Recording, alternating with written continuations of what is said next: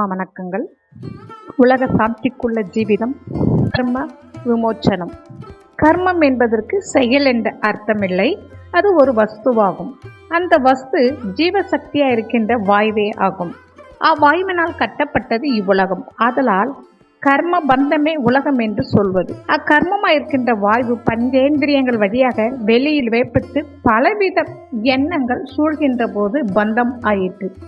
எண்ணங்களான சிந்தனைகள் அகற்றி கர்மமான வாயுவை நம்முள்ளே லயிக்க செய்தால் மோட்சமாகின்றது. கர்மமாய் இருக்கின்ற வாயுவினால் செயலாற்ற வேண்டும். அதனால்தான் கர்மம் செய்தால் மோட்சம் சித்திக்கும் என்று சொல்லப்படுகிறது. எட்டுக்காளி என்ற சிலந்து பூச்சி தன்னில் உள்ள சக்தியா இருக்கின்ற பசையினால் நூல் உண்டாக்கி வலை கட்டி அவ்வலையில் வசித்து அவ்வலையில் வந்து விழும். பூச்சிகளை பிடித்து தின்று ஜீவிக்கிறது. அப்பூச்சிகளை பிடிக்க முயற்சி செய்யும் போது வலையில் சில பாகம் அறுந்து போகின்றது. அப்போது மீதி பாகத்தை அழிக்கவும் பழையபடி கட்டவும் செய்கிறது. இவ்விதமாக அழிக்கவும் கட்டவும் செய்து கடைசியில் தன் உற்பத்தி ஸ்தானத்திலிருந்து அதன் நூல் முடிவடைந்து மாண்டு போகிறது. அவ்விதமே நமக்குள் இருக்கும் கர்மமாக இருக்கின்ற வாய்வே நூல்.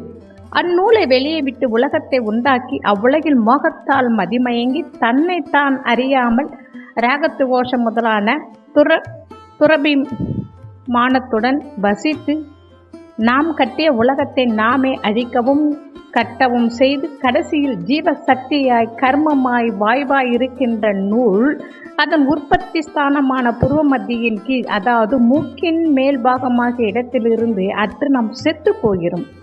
அந்த சக்தியாய் பசியாயிருக்கின்ற நூலினை வெளியே விடாமல் இருந்தால் செத்து போவதில்லை. உலகம் என்ற விஷயத்தை கட்டியிருக்கின்ற கர்மமாய், அதாவது வாயுவாய் இருக்கின்ற சக்தியை அக்கட்டிலிருந்து அகற்றி தன்னில் சதா நடத்தி அதன் உற்பத்தி ஸ்தானமான ஆகாயத்தில் சேர்ந்து லயிக்க செய்வதுதான் மோட்சம். அதுவே கர்மயோகம். திருச்சிற்றம்பலம்.